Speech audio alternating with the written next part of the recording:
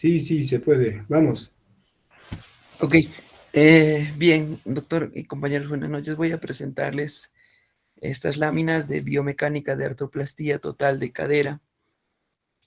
Bien, como principio biomecánico, es importante que sepamos que una cadera o articulación coxofemoral es un amplio compuesto osteomuscular y ligamentario que responde a las cargas, ¿no? Cargas que proceden del suelo hacia el esqueleto y desde la gravedad en bipedestación a través de los cuerpos vertebrales. La articulación se mantiene estable por su congruencia, ¿no? Pero es importante que tengamos en consideración lo que se conoce como brazo de palanca por los músculos, principalmente los abductores, ¿no? Entre ellos principalmente el glúteo Listo, medio y Marco. los Pausa, pausa. peritrocantérico. Pausa. Tu Doctor, presentación pon en grande, de una en presentación total y también no se está viendo las diapositivas que estás presentando. Solamente ahí el título nomás se está viendo. oh,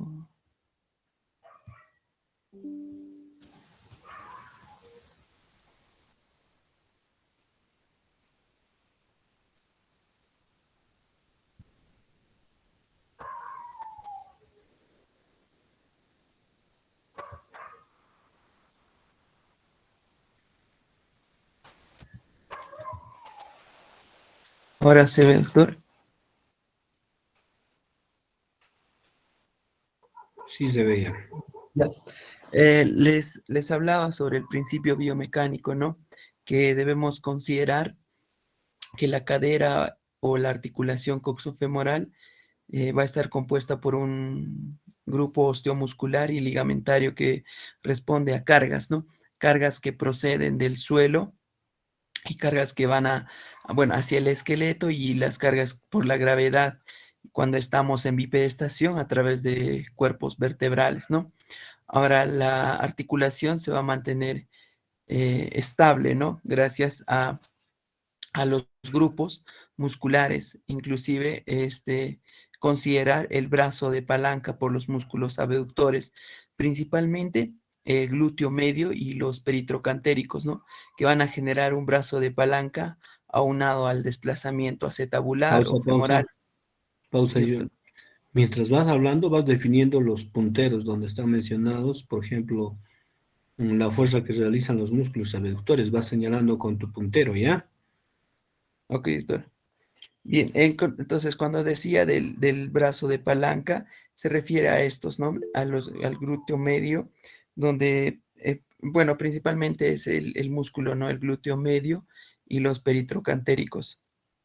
Ahora que van a generar un brazo de palanca unido al, al desplazamiento acetabular, ¿no? Y, y esa respuesta para un principio biomecánico de la articulación. Ahora, en cuanto al complejo osteomuscular, se tiene dos caras, ¿no? Una cara de tensión y otra cara de compresión.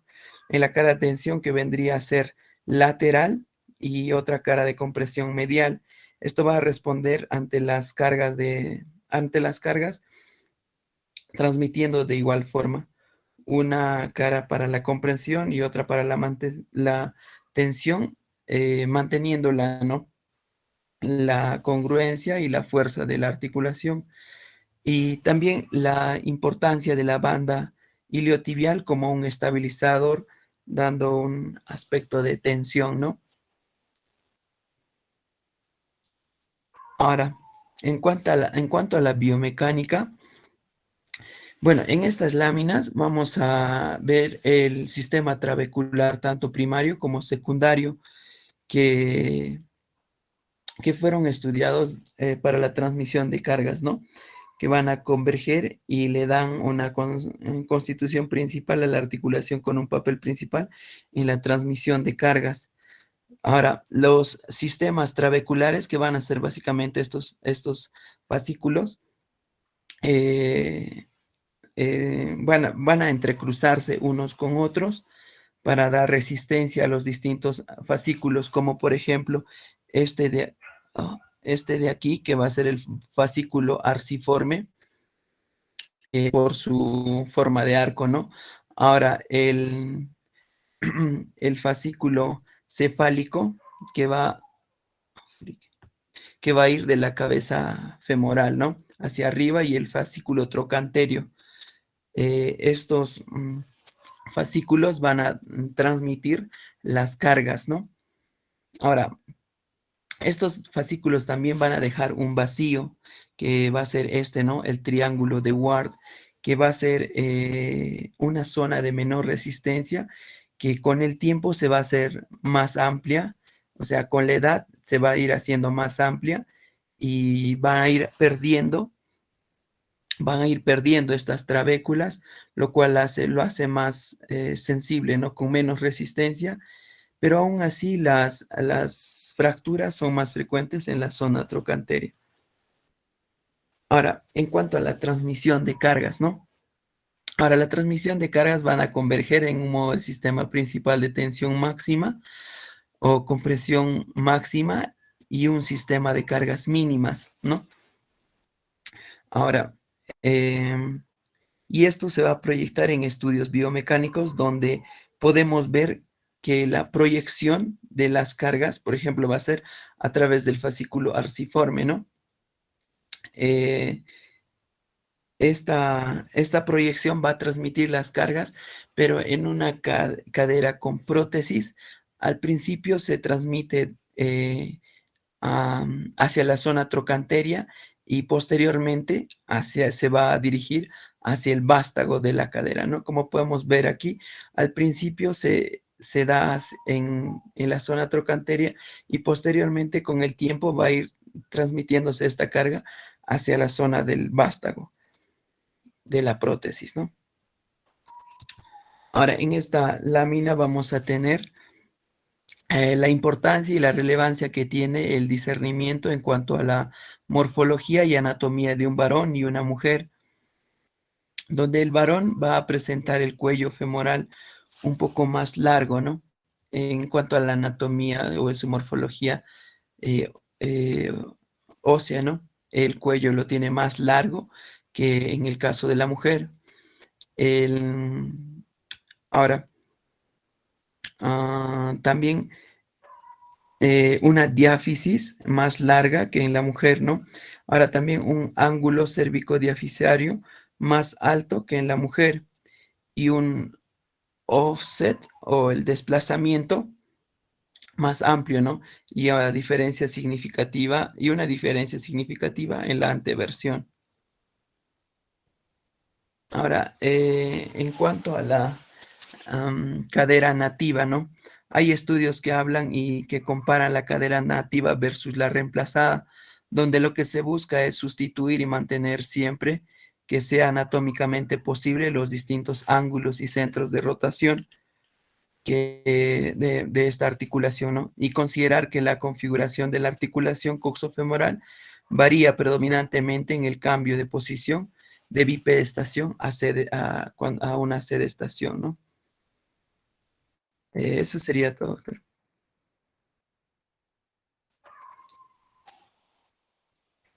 Ya, eso por ejemplo, un poquito tienes que ahondar, Yulmar. O sea, por ejemplo, hablas de los cambios que se ejerce en cuanto a la biomecánica de la prótesis y de la cadera nativa. O sea, cómo suceden esos cambios, ¿no? O sea, cómo se mueven las fuerzas, tanto las fuerzas de compresión, las fuerzas de tensión. Necesito un poquito más amplíalo, ¿no? En la revisión Ya, de libros, para que podamos tener un poquito más amplio. Un poquito ha quedado, digamos que nos está faltando, ¿no? Que para la ya, siguiente doctor. sesión completes esa parte, ¿ya? Ya, Ya, perfecto. doctor. Continuamos con la presentación de biomecánica de los músculos abductores. Sí, doctor, lo voy a presentar.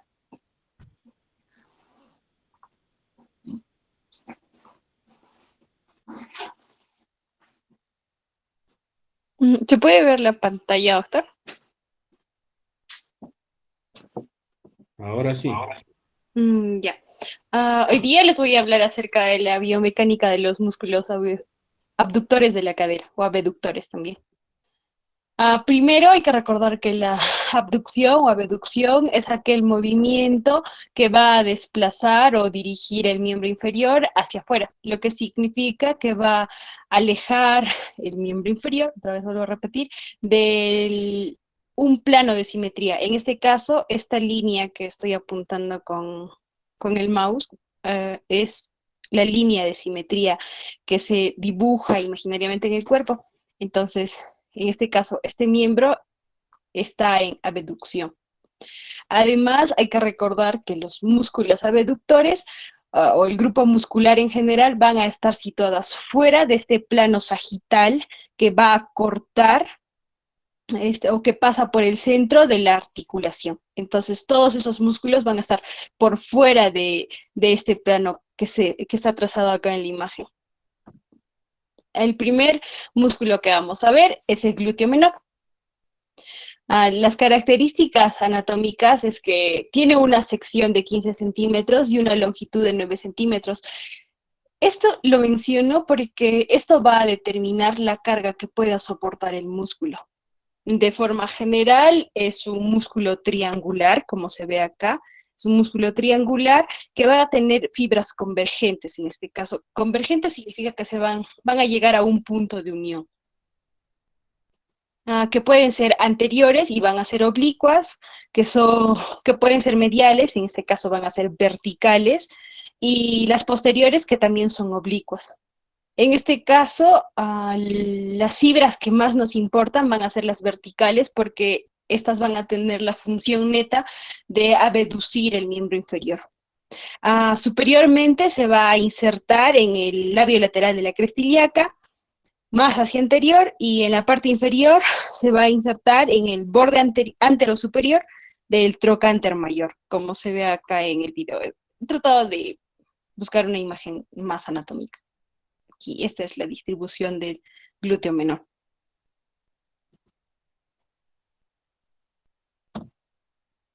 Luego, el siguiente músculo que voy a describir es el glúteo medio, que en realidad es bastante importante y este va a ser el músculo que va a soportar la mayor carga, ya que tiene una sección de 40 centímetros y una longitud de 11 centímetros. El glúteo medio, perdón, va a ser un músculo ancho, ahí está apuntándose con el alfiler, va a ser un músculo bastante ancho, espeso y radiado, igual que el anterior. Superiormente se va a insertar en las 3/4 partes anteriores del labio lateral de la cresta ilíaca y en parte de la espina ilíaca anterosuperior. E inferiormente, acá donde está el alfil, se va a insertar en la cara lateral del trocánter mayor. Al igual que el glúteo menor, también tiene fibras, en este caso, que van a ser anteriores, posteriores y medias, con las mismas características. Las anteriores y posteriores, fibras que van a ser oblicuas, y en este caso las medias, fibras que van a ser verticales. Este es el músculo más importante en la abducción. Luego tenemos, por último, al tensor de la fascia lata. El tensor de la fascia lata es este músculo que se apunta ahí con el alfiler. Es un músculo aplanado, alargado y bastante delgado. Ahí las fibras se van a dirigir hacia abajo y van a tener como una direccionalidad hacia atrás. Así se describe en la literatura. Y superiormente se va a insertar en la espina ilíaca anterosuperior a este nivel. E inferiormente se va a insertar en el tracto iliotibial de la fascia lata propiamente. Y este, más que un músculo abductor, es un músculo estabilizador de la cadera. Ahí está apuntado.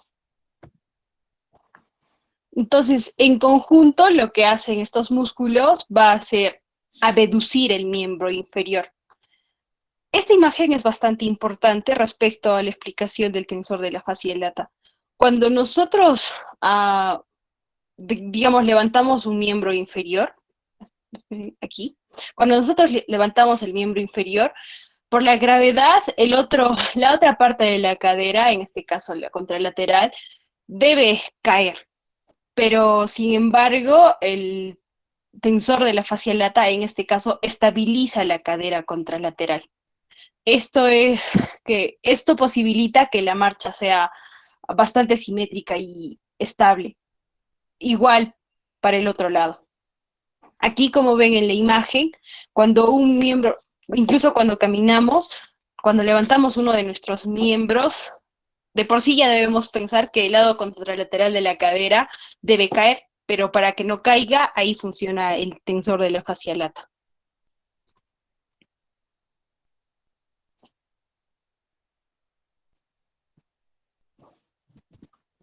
Lo que quería explicar también aquí, no sé por qué no sale, pero más o menos lo voy a dibujar, y es para el glúteo medio. Es más o menos así. Y Yulmar ya mencionó esto. Es que van a ver un brazo de palanca, así como se llama. Lo que vamos a dibujar son puntos. En este caso, por ejemplo, un ratito, por favor, aquí.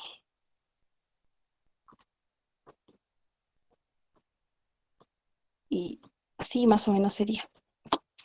Ya, en este caso, el glúteo medio, este va a representar la articulación como tal. En este caso, la articulación coxofemoral. Lo que va a hacer el glúteo medio es jalar, abducir, o sea, esas fibras verticales van a separar el miembro inferior. Entonces, esta flecha de acá va a representar a un vector, que Pausa, es la pausa. fuerza. Perdón, doctor. Samila, un ratito. A Ya. ver, reiteremos los puntos que has trazado. ¿A qué corresponden cada uno? A ver, reiteremos. Reitéralos. ¿A qué Ya, corresponde cada punto? en este caso, no sé si pueda guiarme por acá un ratito, doctor. Ya, más o menos sería así, doctor. Este sería la articulación coxofemoral como tal, y este sería el punto donde se inserta inferiormente el músculo. En este caso, esta sección de acá va a representar al brazo de palanca.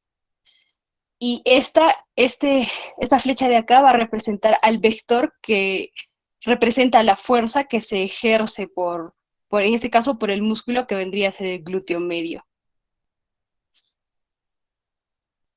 No sé si me entendió, doctor. Ya, sigue. ¿Qué más quieres hablar? Allá, entonces quería resaltar algo sobre el brazo de palanca. El brazo de palanca va a representar aquella línea, en este caso, que cuya distancia es bastante corta desde el punto de aplicación, en este caso que vendría a ser la articulación como tal, hasta el eje, que vendría a representar el punto de inserción del músculo. Eso quería resaltar, doctor. Allá, y que la abducción de la cadera, entre comillas, a tener dos tipos de abducción, o pensar en dos tipos de abducción. Una cuando la cadera esté fija y otra cuando ya también sea el hueso el que sea fijo. Eso, doctor. En este caso me refiero al fémur. Uno cuando la cadera esté fija y otra es cuando realmente el fémur esté fijo. Y eso, doctor. Ya, Gracias. muy bien, Samila. Excelente. Ahora vamos con a ver, que nos hable de síndrome piramidal. Está bien, doctora, ahí la presento.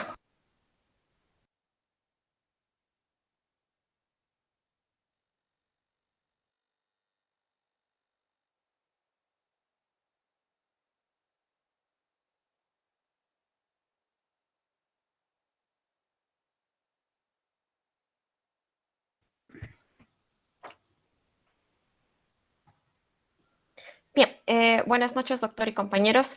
En esta ocasión voy a hablarles lo que es sobre el síndrome del piramidal. Siguiente, por favor.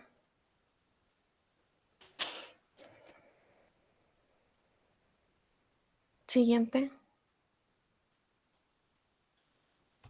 Bien, para comenzar hablando sobre esto, vamos a decir que este viene a ser el acortamiento del músculo piramidal o piriforme.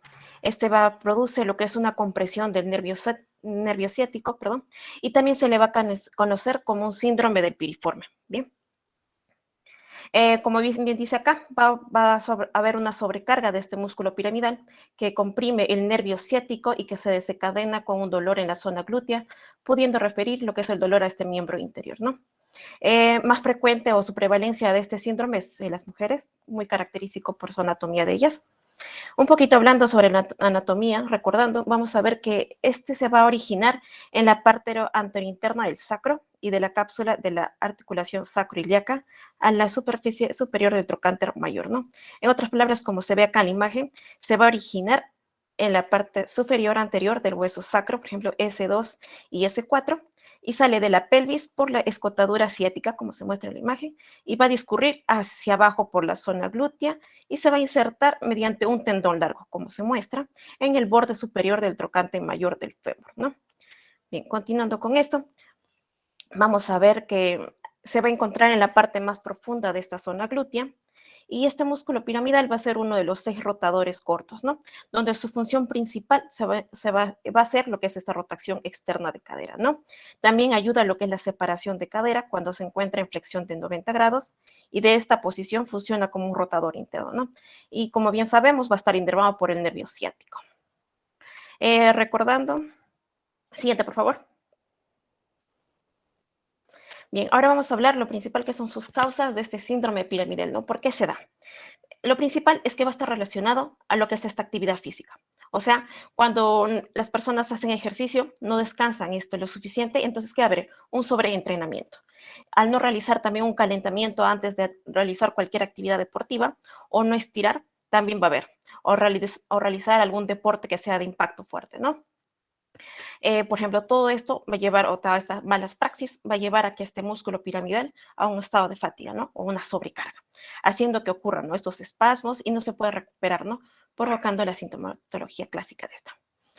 Bien, por sus estructuras anatómicas, va a haber como una escoliosis o una dismetría de las piernas que pueden llevar también a este mantenimiento de este músculo en tensión, que es por una compensación al buscar esta estabilidad de la pelvis, ¿no? Va a haber también lo que son estas disfunciones pélvicas o sacras que van a provocar esta tensión muscular. El piramidal va a crea lo que es un eje virtual, ¿no?, para poder esta movilidad sacroiliaca, interviniendo también en sus posibles disfunciones. También tenemos aquellas que son disfunciones en relación al suelo pélvico, que también afectan a este músculo.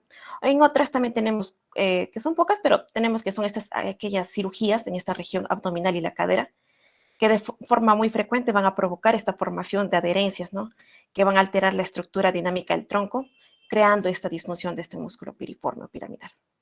Bien, siguiente, por favor.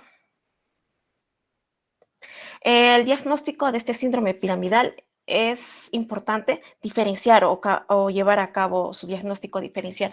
Muchos lo confunden con la falsa ciática, ¿no? Su diferencia de este es que este es el dolor en la espalda y se irradia hacia los glúteos. En cambio, esto es el dolor en los glúteos, ¿no? Su principal síntoma de esta va a ser el dolor muscular, que va a ser debido a esta tensión muscular en la zona pélvica, ya que puede haberse afectado otros músculos como los pelvitrocanterios, suelo pélvico y la zona lumbosacra. También, al haber un agotamiento de esta musculatura piramidal, especialmente va a provocar posiciones de repetición de sedestación, ¿no? También puede haber lo que es esta debilidad de un lado frente a otro, que siempre tenemos a un lado más tónico que otro, pero cuando las diferencias son muy notorias, se puede llegar a dar, ¿no?, esta descompensación o la estabilidad lumbopélvica, ¿no? Y se ve afectada este músculo. También hay un dolor de tipo nervioso importante, ¿no?, que es por cuando hay este atrapamiento del nervio ciático, el cual va a discurrir por dicho músculo, como ya expliqué en la anatomía. Va a haber un patrón también de un dolor específico, que viene a ser este dolor tipo eléctrico o profundo y profundo, llegando hasta la mitad del hueco popliteo, ¿no?, que es detrás de la rodilla, y va a cruzar todo con adormecimiento homolateral de la zona glútea afectada. Estos síntomas, para recordar o encarar cuáles son los síntomas principales, son este dolor, el entumecimiento y el hormigueo, ¿no?, que se va a presentar por este músculo piramidal. Siguiente, por favor. Gracias, doctor. Jocelyn, a ver, Sí, doctor. nos falta aquí todavía. ¿Qué maniobras utilizamos para determinar cómo es el tratamiento también de ese síndrome? Ya, doctor, yo leí sobre el tratamiento que mayormente es sobre fisioterapia aplicada, ¿no? A estrés, ay, perdón, del piriforme, ¿no? Mayormente eran sobre masajes de descarga sobre estas bandas tensas musculares. También habían técnicas de presión sobre los puntos gatillo miofaciales y uno importante que leí era sobre una técnica que era invasiva, si mal no recuerdo, era la EPI, que era electrólisis percutánea intratirosular, algo así. Y aparte había otros tratamientos de la musculatura alrededor, ¿no? Sobre todo que eran posibles coacción o era coactivación muscular, ¿no? Que podían verse también como espasmadas, algo así. Y aparte, otros eran como estiramientos de forma pasiva, asistida y actividad para activar este músculo piramidal. Luego también leí, aparte de eso, que había un tratamiento preventivo para este síndrome, ¿no? Que mayormente esta era la clave para que no hayan otras adversidades y tengan una pronta recuperación los pacientes, ¿no? Donde ¿Y cómo entraba es lo que ese era el calentamiento. tratamiento? ¿Y Perdón, cómo doctor. es ese tratamiento preventivo? Era, por ejemplo, antes de la actividad física, hacer un calentamiento correcto, prepararse esas estructuras, ¿no? Por ejemplo, los músculos, los tendones, las articulaciones. O sea, mayormente era la actividad, o sea, preparación antes de la actividad, ¿no? Y también después de la actividad física, ¿no? Por ejemplo, dar ese tiempo de relajación, de recuperación, ¿no? Porque, como bien dicho, es una sobrecarga, o sea, tenía que haber ese tiempo de relajación para que se debía muchas veces para el sobreentrenamiento, pues debido a este sobreentrenamiento. Ya, eso habría que ver, ¿no? Cómo son los estiramientos que se hacen para este tipo de lesiones, o sea, previas, ¿no? Porque como Sí, ya has mencionado, es una patología que puede ser pues, frecuente, porque muchos de ustedes tranquilamente pueden hacer sus actividades deportivas, pero si no hacen estos calentamientos o estiramientos, lamentablemente pueden desencadenar ese tipo de lesión o en síndrome se puede desencadenar. Entonces, ¿qué? La pregunta es, si lo tienes, me avisas. ¿Qué ejercicios exactamente se realizan en estos casos? ¿Qué ejercicios de calentamiento? ¿Qué ejercicios de estiramiento? Sería interesante. Y si no, ya la siguiente sesión. Y también saber, conocer también acerca de cómo haces el diagnóstico. ¿Qué maniobra se utiliza aparte de la anamnesis que has mencionado? ya está bien, doctor. Sí, también aparte de eso leí que se podía realizar cirugía, pero que se utilizaba como último recurso, ¿no? Que lo que leí eran dos procedimientos, uno que era la tenotomía del tendón cerca de la inserción del trocánter mayor y el otro era un procedimiento de cortar el músculo, ¿no? En su vientre muscular. Bien. En todo caso, ampliarías eso en 2 o 3 diapositivas la siguiente, ¿ya? Está bien, doctor, sobre La maniobras, ¿no? parte de los estiramientos, las maniobras también de detección, para determinar si realmente es un síndrome piramidal o estamos hablando también de una lumbociatalgia, Una ¿no? ciática falsa. Básicamente en lo que es ¿no? En lo que es la parte del examen clínico. Está bien, doctor. Muy bien. Hasta ahí vamos a ver, nos falta un poquito, un detallito más. El triángulo de Scarpa. Aquí, doctor, ya le presento.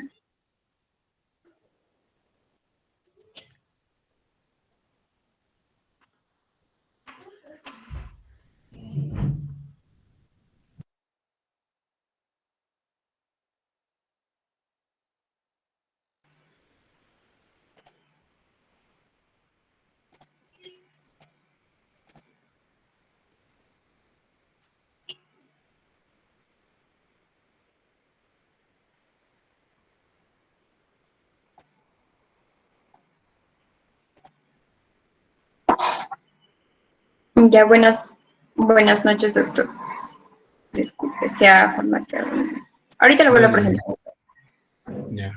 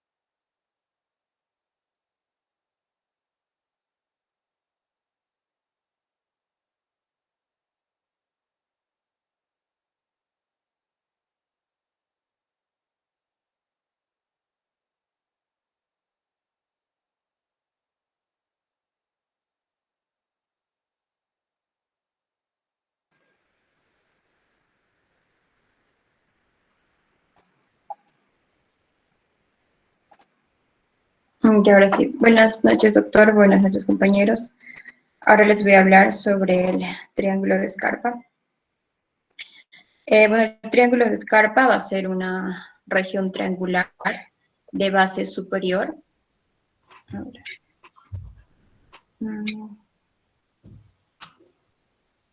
Ya, de base superior y vértice inferior. Va a estar ubicada en la parte anterior del muslo.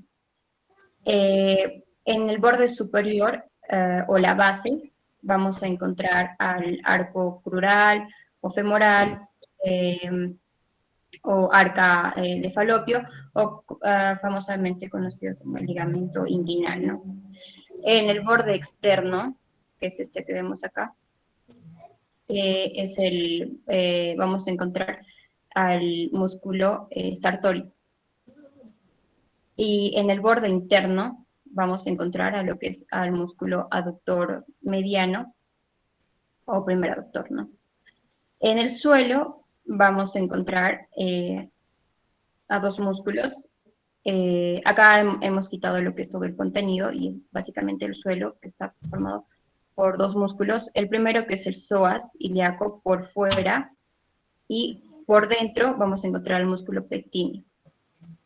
En la parte anterior o techo, que estaría encima de todo esto, encima del contenido y todo esto, vamos a encontrar como primer plano de afuera hacia adentro a la piel, ¿no?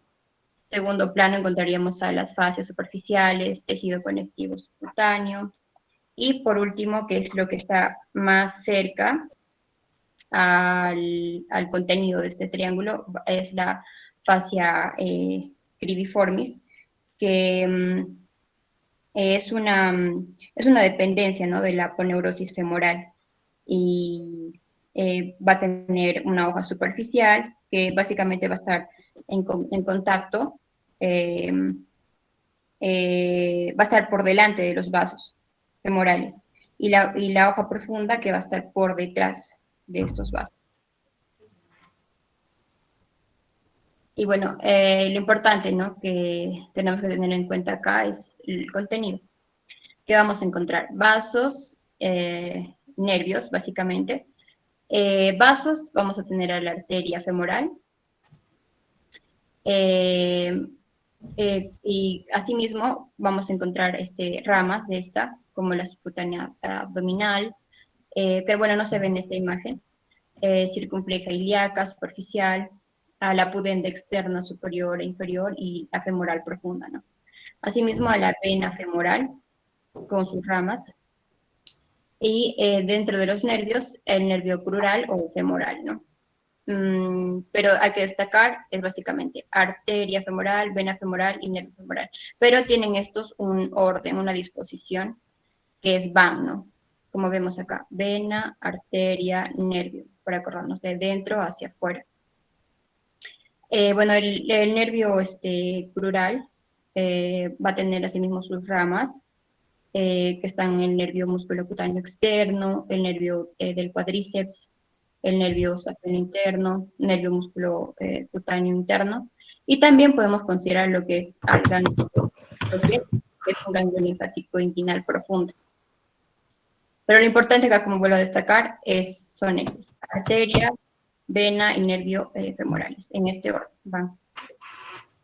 Acá les voy a mostrar un video para que se pueda.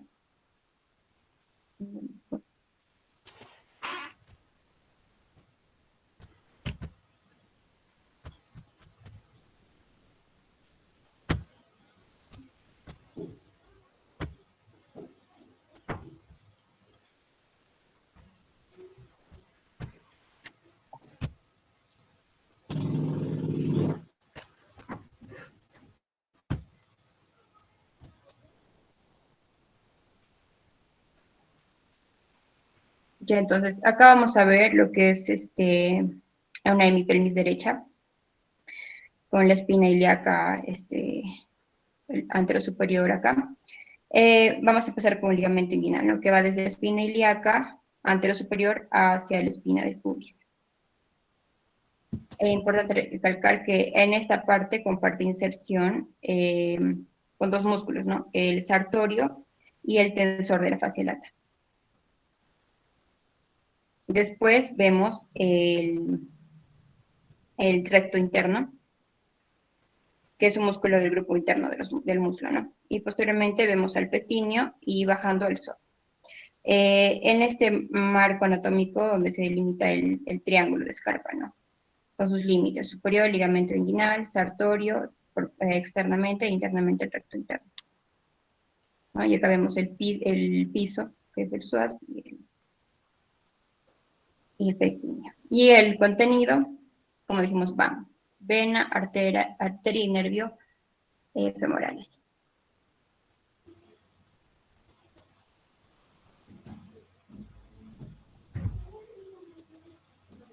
Y posteriormente el techo, ¿no? Lo que hay que recalcar es la fascia femoral, ¿no? Que presenta varios orificios, que es por ello que se conoce como la fascia cribiforme.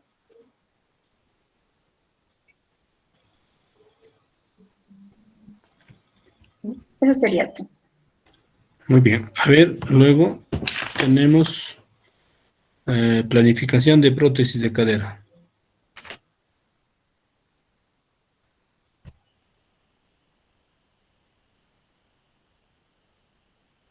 ¿Quién está en la planificación?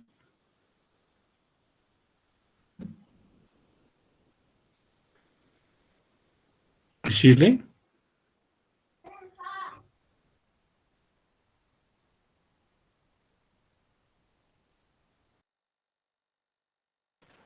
Ya, buenas noches, doctor. Voy a presentar ahorita.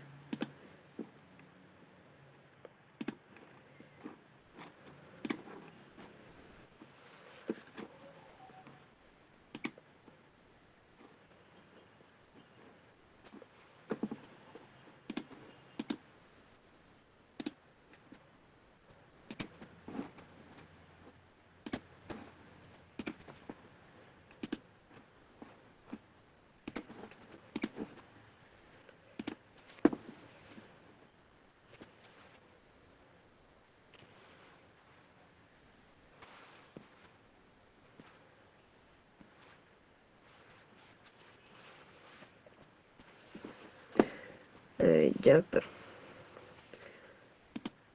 Para prótesis de cadera, la cadera consta de dos partes principales que se ensamblan como una articulación: la cabeza femoral en la parte superior de la pierna y el acetábulo en la pelvis.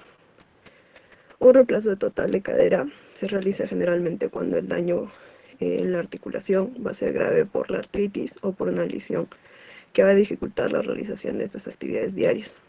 Durante el procedimiento, la cabeza femoral y el acetábulo se reemplazan por componentes artificiales, los cuales serán denominados prótesis. Una prótesis de cadera artificial consiste en una copa denominada componente acetabular y un pie de metal denominado componente femoral. Antes de someterse al procedimiento, al paciente se le administran fluidos intravenosos, antibióticos y medicamentos para ayudar a relajarse. Se le va a colocar una anestesia espinal o una anestesia general y se le colocará un catéter en la vejiga para drenar la orina. En el caso de la mayoría de los reemplazos de cadera se realizan con anestesia general, en cuyo caso se insertará un tubo respiratorio en la garganta para ayudarlo a respirar durante la operación. Debido a que la pérdida de sangre y los líquidos puede ser significativas, se prepara sangre del banco de sangre en el caso de ser necesaria una transfusión. Durante la cirugía se acostará boca arriba al paciente en una mesa especializada, lo que permitirá al cirujano realizar esta operación. Sus pies se colocarán en botas adjuntas a la mesa, lo que permitirá a su cirujano colocar sus piernas según sea necesario para ganar acceso a su articulación de cadera. Durante la operación se puede utilizar una máquina de fluoroscopía durante el procedimiento para ayudar a su cirujano a colocar su prótesis con más exactitud. El cirujano comenzará realizando una incisión sobre la articulación de la cadera, separando los músculos y ligamentos para exponer la cápsula articular. Después de haber realizado la incisión en la cápsula, el cirujano dislocará la cabeza femoral del acetábulo para extirpar cualquier hueso o cartílago dañado en el acetábulo y dará una nueva forma a la cavidad acetabular, asegurando la prótesis posterior a esto, la prótesis acetabular en el lugar, utilizando cemento especial o tornillos. Pasando luego al fémur. El cirujano extirpa la cabeza femoral y formará la cavidad para el nuevo fémur restante, para que se adapte el vástago protésico y asegurar el componente femoral utilizando cemento u otras técnicas. Una vez que ambos componentes se encuentran firmemente en el lugar, el cirujano desplaza la cabeza femoral protésica y evalúa la capacidad de movimiento de la nueva articulación de cadera. Verifica que esté colocada correctamente por una radiografía y luego el cirujano cierra la cápsula articular. Prepara los músculos, coloca el drenaje en la zona de la cadera para extraer el exceso de fluidos y cerrar la incisión con puntos o grapas. Al finalizar la operación, se coloca temporalmente dispositivo especial para evitar la dislocación de la cadera y usted será trasladado al área de recuperación postquirúrgica hasta que esté estable y se despierte de la anestesia. De ser necesario, el paciente puede recibir una transfusión de sangre.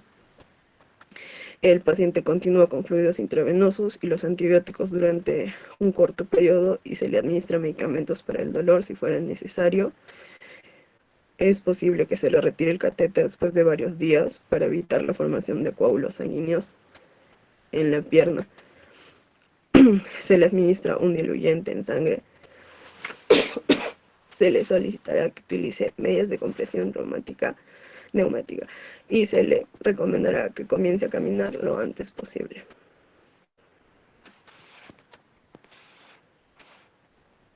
Eso sería todo, doctor. Ya, bien. Olinda, en esto habíamos pedido planificación de prótesis de cadera. No te he pedido que me hagas una reseña de lo que se hace en la prótesis. Planificación implica, ¿no? Por ejemplo, qué medidas radiológicas hay que tomar, qué medidas para el paciente se debe prever, si va a entrar antibióticos, qué antibióticos, qué elementos o materiales vamos a usar, en qué consisten estos materiales, el acetábulo, el vástago, qué tipo de material vamos a usar. O sea, esa es la planificación netamente. Lo que has hecho es un resumen de lo que se hace en la prótesis. Y bueno, es un video que has presentado. Lo tienes que presentar bien, ¿eh? La siguiente, estás en observación. Planificación de prótesis de cadera como tal, ¿ah? ¿Me se escucha bien? Sí, doctor.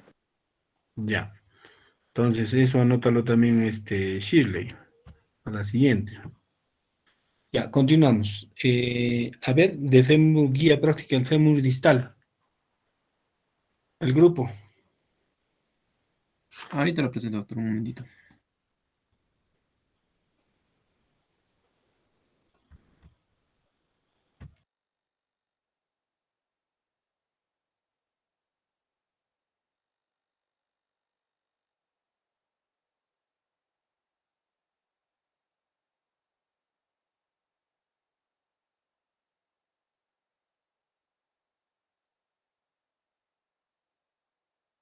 Buenas noches, doctor y compañeros todos. Ahora vamos a hablar acerca de la guía práctica de fractura de fémur distal.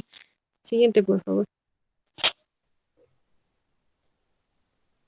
Para empezar, hablaremos acerca de una pequeña introducción. Vamos a ver que estas fracturas van a suponer el 10% de las lesiones óseas de fémur. Pausa. Estas... Miriam, ¿de dónde has sacado la guía práctica?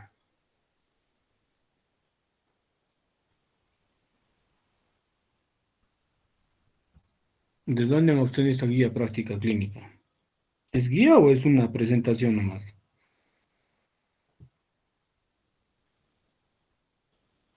A ver, el grupo expositor, ¿quiénes son?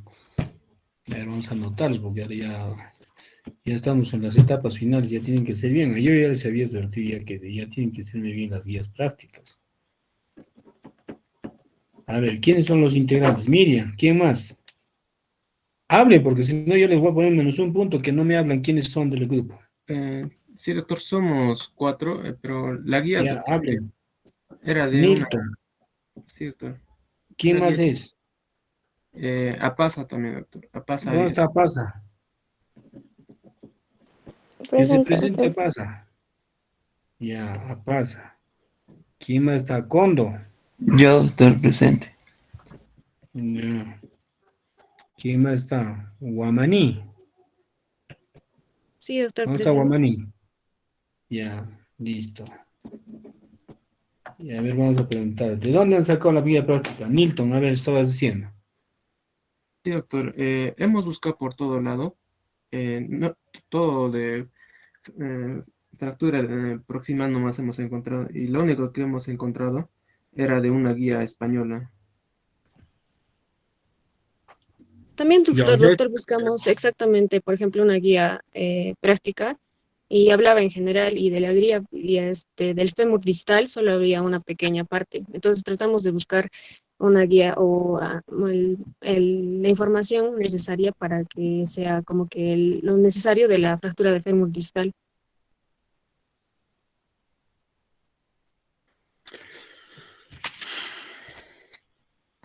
poco difícil que haya esa situación.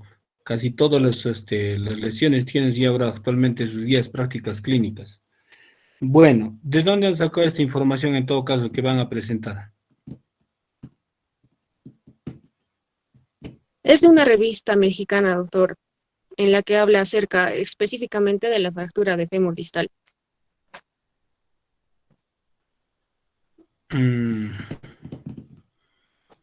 mm, a ver, vamos a ver hasta dónde van. Voy a ver qué tanto está bien elaborado o no. A ver, continúen.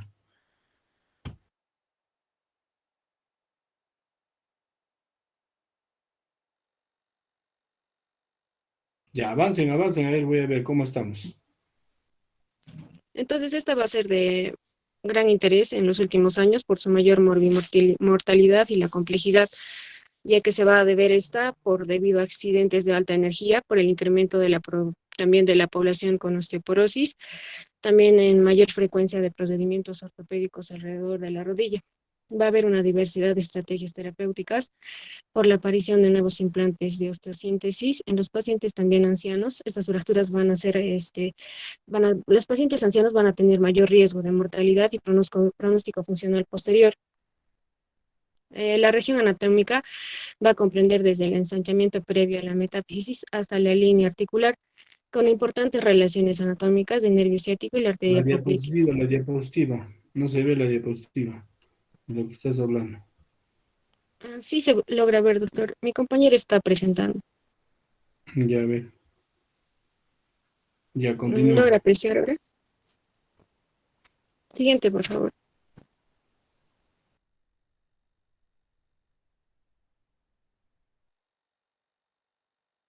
Entonces vamos a ver, por ejemplo, que quizás esta va a ser esta va a ser la más usada, ¿no? La clasificación va a ser la más usada.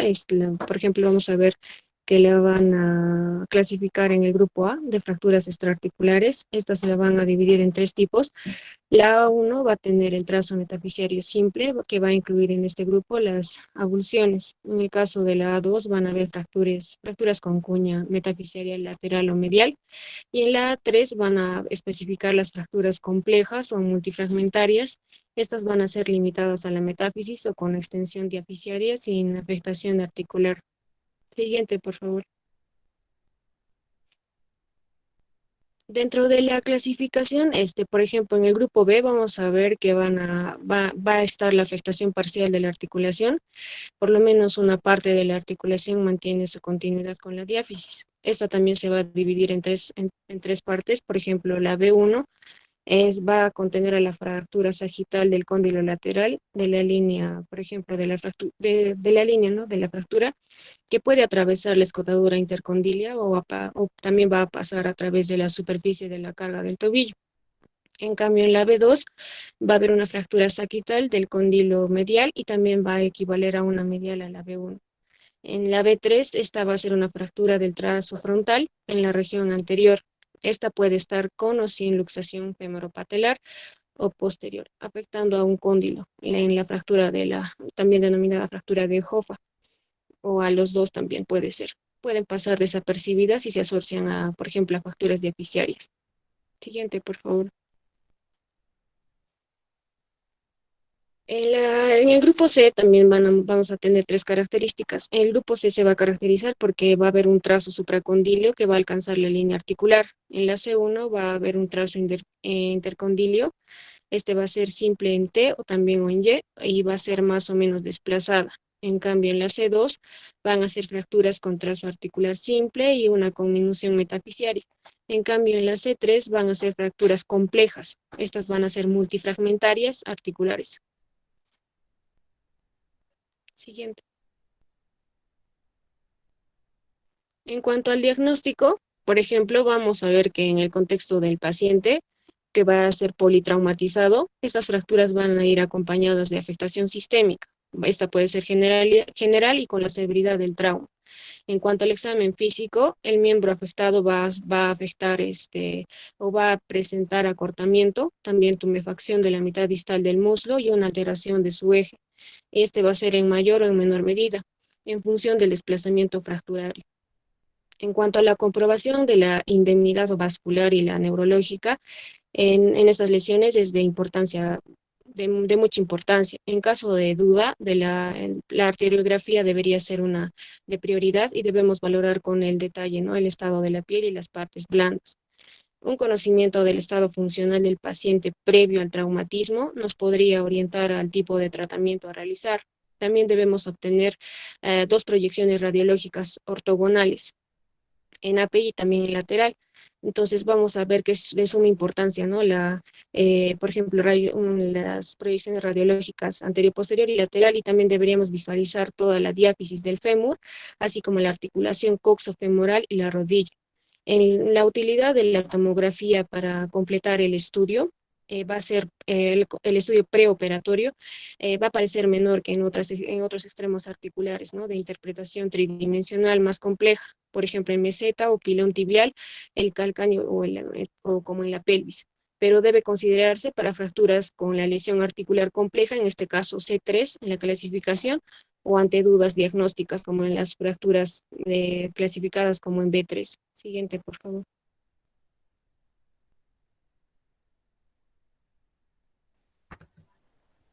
Bueno, ahora continuando con la exposición, veremos a los abordajes quirúrgicos que se pueden tratar en este tipo de fracturas. Primero hablaremos sobre el abordaje anterolateral.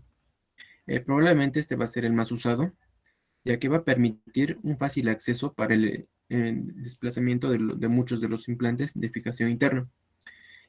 Bueno, vamos a tener también que esto va a tener una limitación, lo cual va a ser una visualización de la porción medial de la articulación y el manejo de fragmentos articulares va a ser restringido.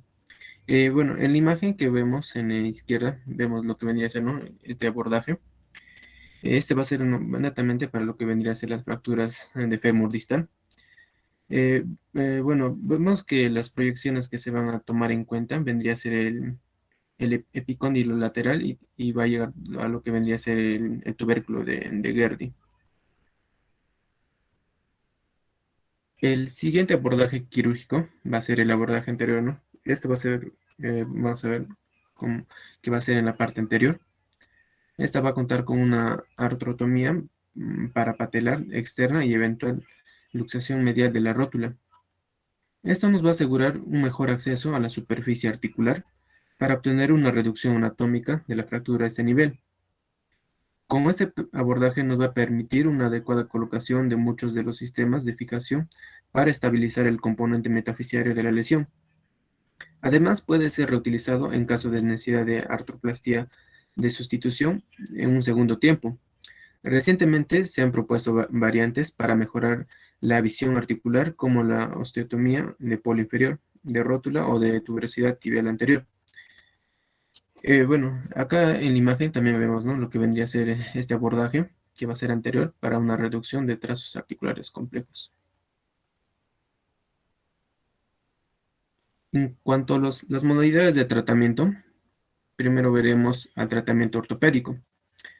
En la actualidad queda restringido para algunas fracturas, como algunas fracturas con desplazamiento mínimo o en situaciones clínicas que no estaría indicado lo que vendría a ser la cirugía. La inmovilización no impide el desplazamiento de los desplazamiento secundario de aquellos fragmentos. No siempre es bien tolerada y en algunos casos puede provocar rigidez articular tras un tratamiento prolongado. La evolución en los últimos años de las técnicas operatorias y el aumento del nivel de actividad y también la exigencia de los pacientes afectados se ha visto una reducción significativa en cuanto a su aplicación. Asimismo, estudios más recientes que comparan el tratamiento ortopédico con el quirúrgico muestran peores resultados y una mayor tasa de complicaciones en tratamiento conservador. Por otro lado, veremos lo que vendría a ser un tratamiento quirúrgico. En ella vemos que la mejora de los implantes y el desarrollo de las técnicas quirúrgicas han hecho que la fijación interna sea el tratamiento de elección en la mayoría de estas fracturas. En este vamos a ver que la reducción abierta va a facilitar lo que vendría a ser la reconstrucción precisa de la superficie articular. En cuanto al tratamiento quirúrgico vamos a ver algunas ventajas. Una de ellas va a ser que va a permitir una movilización articular y una deambulación precoz y recuperación del paciente. En las desventajas de este tratamiento vemos que puede producirse una lesión del aporte vascular, que puede ser durante la cirugía, y este puede también tener un índice o un riesgo de una infección. Para ello vamos a ver diferentes opciones quirúrgicas que nos ayudan a tratar estas fracturas. Una de ellas va a ser los tornillos a compresión interfragmentaria.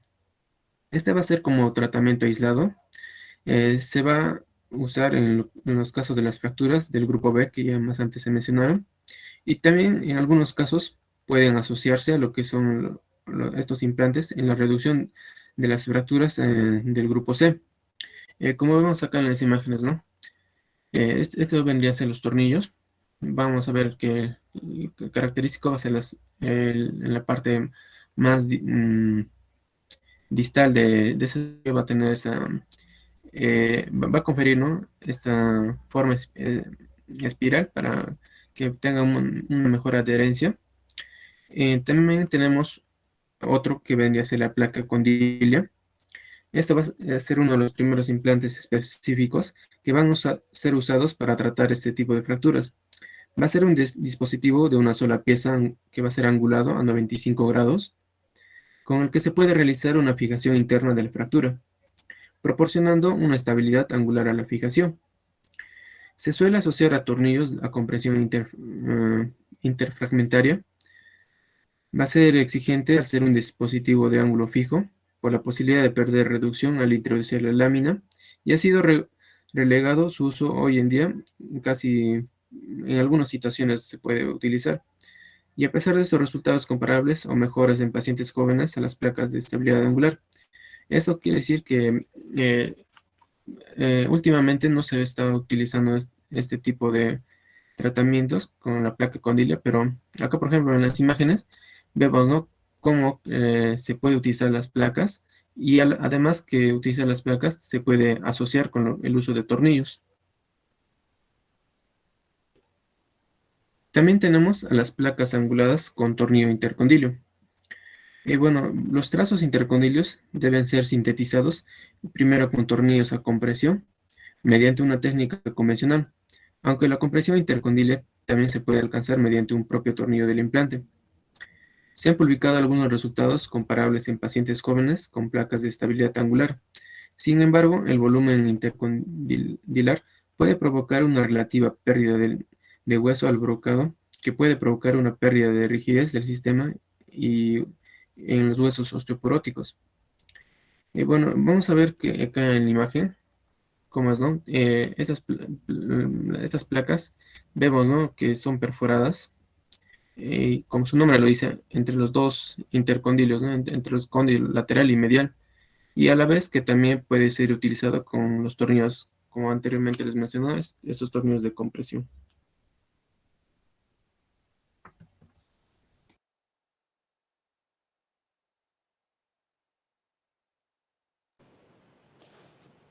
Continuando con el tratamiento quirúrgico, también se menciona la placa de neutralización. Estas sí son diseñadas para fracturas multifragmentarias, difíciles de reconstruir con anteriores implantes, pero tienen una forma anatómica que permite el uso de múltiples tornillos en la región condilia. Ahora, por otro lado, esta va a tener una menor capacidad para soportar las cargas axiales, entonces se va a aumentar la tasa de fracasos mecánicos. Y pues ya los sistemas de estabilidad angular también van a limitar el uso actual. Siguiente, por favor. Otro es el enclavado endomedular. Aquí vemos el anterogrado, retrogrado, supracondilio y los clavos elásticos. En el anterogrado, estas se han usado para fracturas extraarticulares altas, pero también ha habido aplicaciones para las distales. El retrógrado también. Pausa, pausa. Ya, muy bien. No, no está bien presentada esta situación. Hay una diapositiva que me han hecho ver el tobillo, el anterior, ya, y las imágenes de esta situación, de esta presentación, tampoco están bien visibles.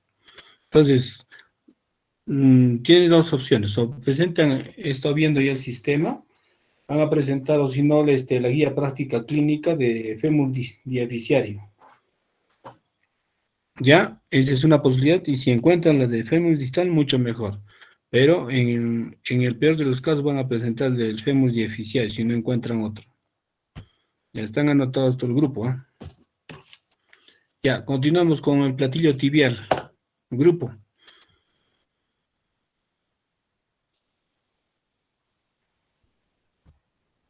A ver, ¿quiénes son del grupo de platillo tibial? Ahorita lo presentamos, doctor. Un minuto, por favor. Ya.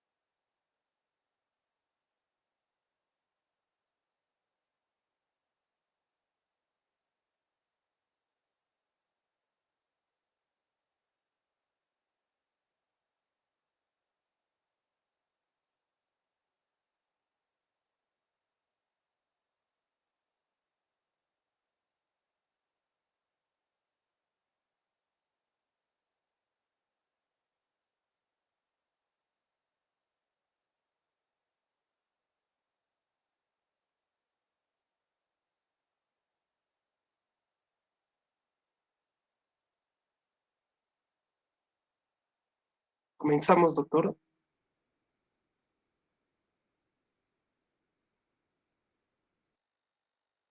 Y así se ve. Está bien, doctor. Buenas noches, doctor y compañeros todos. Esta noche vamos a presentar lo que serían las fracturas del platillo tibial. Siguiente, por favor. Para comenzar, la guía donde hemos sacado la siguiente exposición, hemos buscado y ha sido principalmente la guía del MINSA actual, ¿no? Que se elaboró para lo que es la fractura del platillo tibial. Por tal motivo vamos a tener los puntos que se van a ver en esa guía. Principalmente comenzando, vamos a ver lo que es la finalidad, donde nos manifiesta que es actualizar y elaborar las recomendaciones para la atención a pacientes con diagnóstico de fracturas del platillo tibial, que van a demandar principalmente lo que sería una atención especializada. También vamos a ver el ámbito de aplicación, que es para el manejo en los pacientes de 18 hasta los 75 años. Esto quiere decir que no va este abordaje o esta guía no va a ser para los menores, ¿no?, de edad. Siguiente, por favor. Los objetivos en sí de la guía van a ser 4, principalmente es actualizar y estandarizar la atención especializada del servicio de ortopedia y traumatología, también ayudar a los profesionales a tomar las decisiones basadas en la evidencia científica existente, contribuir con el cumplimiento de los objetivos estratégicos del miembro afectado y también lograr que los pacientes tengan la disminución de complicaciones y también la disminución en estancia hospitalaria, así como la reincorporación laboral y las actividades cotidianas de forma oportuna. Siguiente, por favor. Para el procedimiento a estandarizar, como les dije, esta guía es del MINSA, así que está en el CIE 10, ¿no?, como la S82.1.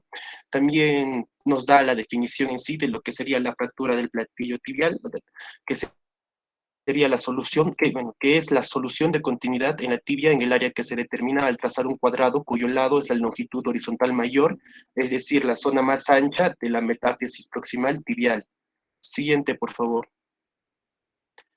Para lo que serían los aspectos de la etiología y la fisiopatología y también los epidemiológicos, se divide y lo dice tanto la guía, principalmente la etiopatogenia va a ser por lo que son la consecuencia de una fuerza en varo, también lo que sería, por ejemplo, la fuerza en valgo, también sí va a estar acoplado principalmente a una carga axial, y los aspectos epidemiológicos mayormente se va a ver esta fractura en lo que serían los accidentes de tránsito, que siendo los principales, ¿no?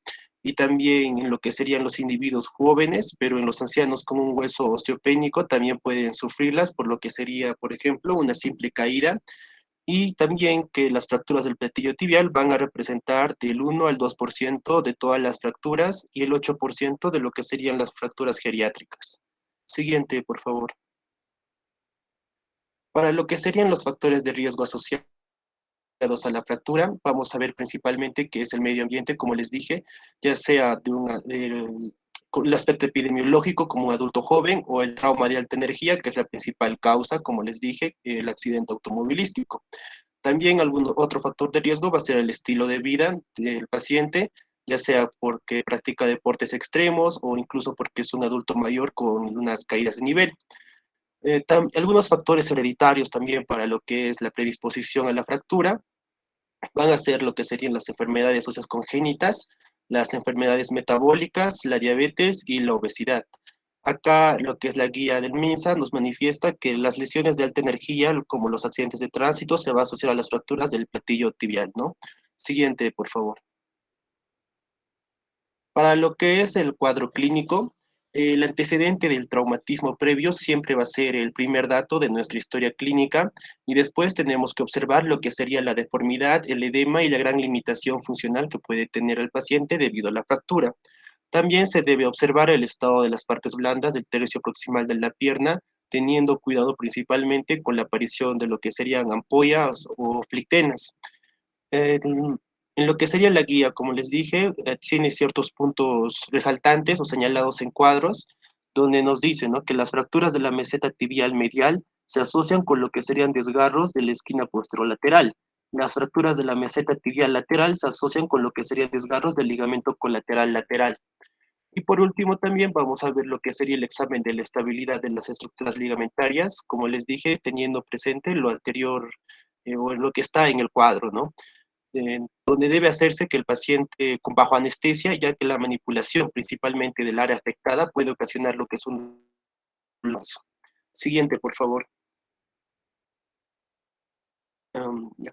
El siguiente cuadro que está en la guía va a ser una recomendación, que es la realización de una fotografía de las lesiones abiertas y también las lesiones adyacentes para evitar lo que serían manipulaciones innecesarias.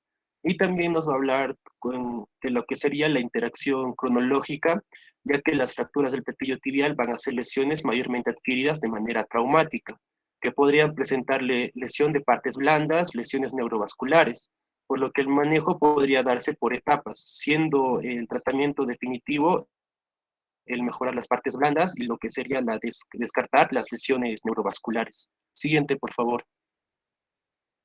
Para lo que es el diagnóstico, vamos a utilizar lo que serían algunos criterios diagnósticos, ¿no? Que se va a basar tanto en la historia clínica, los signos y los síntomas, incluso lo que serían los exámenes auxiliares. También se va a basar lo que es la clasificación.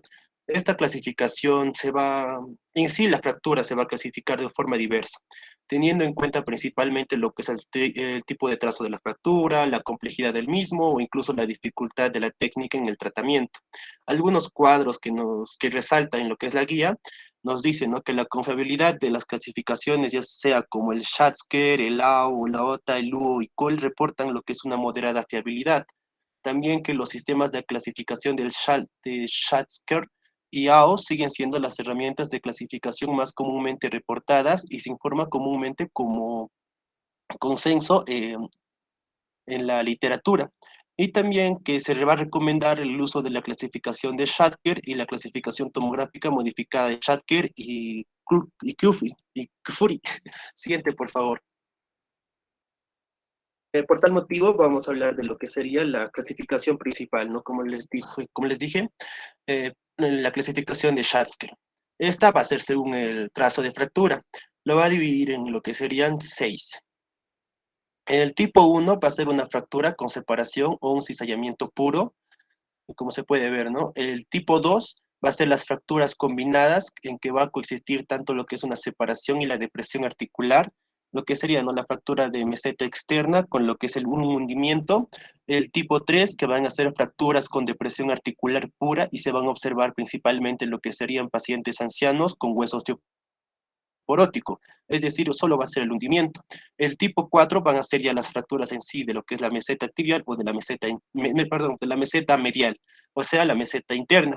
La fractura tipo 5 van a ser ya fracturas bicondilias y frecuentemente el mecanismo de elección va a ser, como les dije, una sobrecarga axial cuando la rodilla se va a encontrar en extensión, donde se puede apreciar principalmente la imagen, lo que sería la fractura de ambas mesetas, respetando lo que serían las espinas tibiales. Y por último vamos a tener el tipo 6, que van a ser aquellas fracturas en las que va a existir una disociación metapisodiaficiaria, es decir, ¿no? Como se puede ver, ya va a ser una fractura total. Siguiente, por favor. La siguiente, como les dije, esta va a ser para el diagnóstico, va a ser una combinación, ¿no? De la clasificación de Kifuri y la de Schatzker, que va a dividir en sí lo que sería la columna posterior por una línea transversa horizontal que va a comenzar desde el borde anterior del peroné y va a terminar en el borde posterior del ligamento lateral interno. Esto es para que se divida la meseta tibial en dos mitades, anterior y posterior, dado que la meseta tibial en sí va a tener lo que son dos superficies articulares, lateral y medial. Entonces el cuadro o la imagen que estamos quedando va a ser como serían 4 cuadrantes anatómicos. En estos 4 cuadrantes anatómicos vamos a realizar lo que sería, ¿no? El diagnóstico para lo que es un posterior tratamiento. Y cada uno va a tener características anatómicas peculiares, como dice, y se puede acceder por diferentes tratamientos.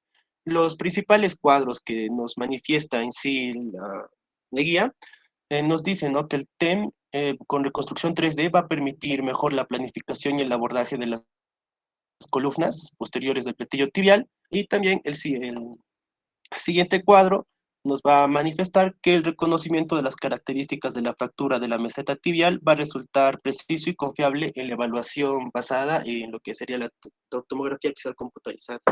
Siguiente, por favor.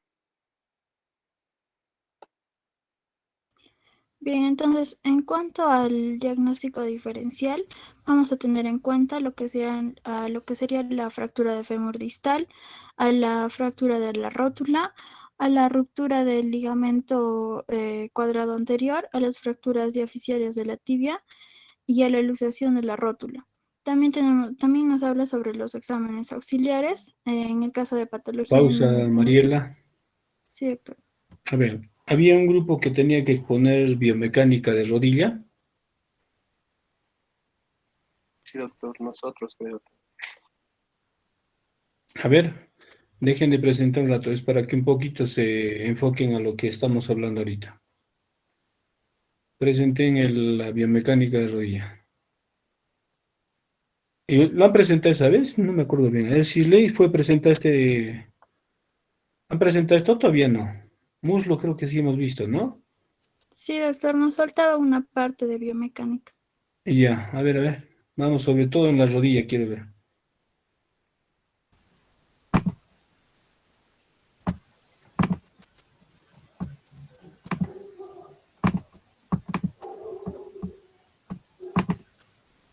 Ya bien. Bueno, ahora vamos a hablar sobre la biomecánica de la rodilla. Esta va a estar conformada por la parte proximal de la tibia, la rótula y la parte distal del fémur. Esta es la articulación intermedia del miembro inferior, ya que está entre la articulación del tobillo y de la cadera. Esta articulación solo tiene un movimiento natural o principal que va a ser el de flexoextensión, como vemos a continuación. Pero más adelante vamos a ver cómo tiene otros dos movimientos que son muy poco tomados en cuenta, pero son fundamentales y muy importantes durante la marcha. Ahora vamos a analizar rápidamente los ejes de esta articulación. La flexoextensión se realiza gracias al eje transversal sobre el plano frontal.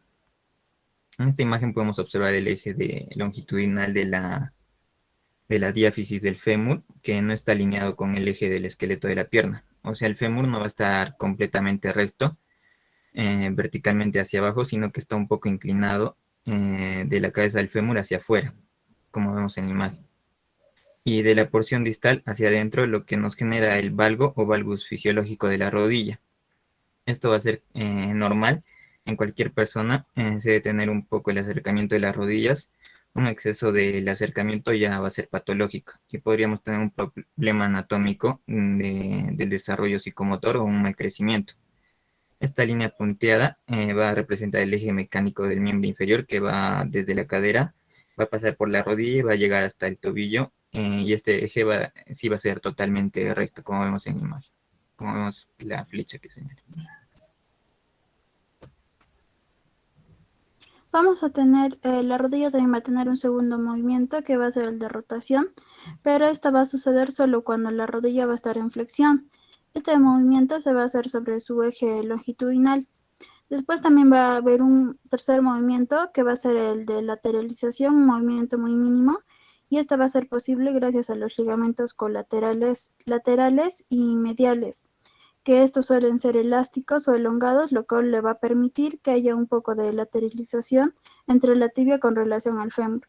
Regresando a la flexoextensión, que es el movimiento principal de la rodilla, se va a producir esto gracias a la articulación femorotibial y obviamente a los músculos que van a ejercer el movimiento. Esta articulación va a ser una diartrosis de tipo troclear, y si lo vemos desde el punto de vista mecánico, ¿no? Pero si lo vemos desde el punto de vista anatómico, será una articulación bicondilia, ya que el fémur va a tener dos cóndilos que también van a ser conocidos como carillas de la tróclea femoral.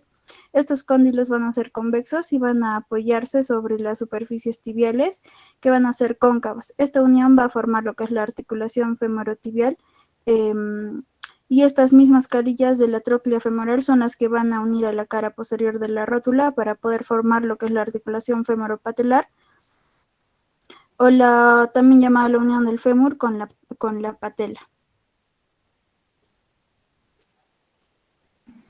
Bien, ahora junto a la articulación femorotibial se va a crear una articulación global, ¿no? Que sería la articulación de la rodilla. Ahora vamos a mencionar los ligamentos de la rodilla. Son 4 ligamentos principales, ¿no? Que vamos a analizar. Vamos a tener al ligamento colateral tibial o ligamento colateral medial, que va desde el cóndilo medial del fémur hacia el cóndilo medial de la tibia. Su inserción es muy amplia. Va a descender hasta la altura de la tuberosidad de la tibia, y este ligamento proporciona estabilidad medio-lateral, es decir, la rodilla para que la rodilla no bostece o no se abra cuando hay una fuerza lateral, ¿no? Para que no haya un valgo excesivo. Luego tenemos el ligamento colateral lateral o ligamento colateral peroneo, que va desde el cóndilo externo o cóndilo lateral del fémur y baja hasta la cabeza del peroneo. Su función es no permitir la movilidad lateral en la articulación de la rodilla. Entonces, estos ligamentos van a ayudar a la estabilidad de la articulación de la rodilla. Algo para tomar en cuenta es que estos ligamentos se tensan cuando estamos en extensión y cuando flexionamos la rodilla. Estos se van a relajar.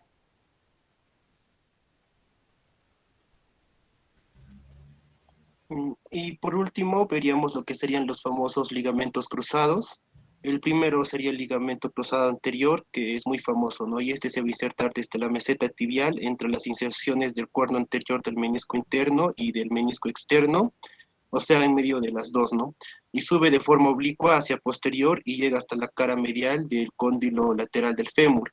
Este ligamento en sí va a constar de 3 haces que son muy importantes en las lesiones deportivas comúnmente. También está el ligamento cruzado posterior que va desde la cara posterior, ¿no? De la meseta tibial por detrás de los cuernos posteriores de los meniscos, que va a surgir como el ligamento anterior entre lo que serían los cuernos anteriores de los meniscos, pero este va a surgir de lo que serían los cuernos posteriores.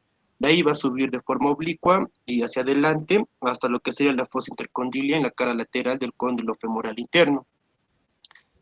También, ¿no? Si analizamos lo que serían los orígenes, las inserciones de estos dos últimos ligamentos, van a ver que se hace una cruz y y los meniscos en sí van a tener una relación en dirección a su dirección.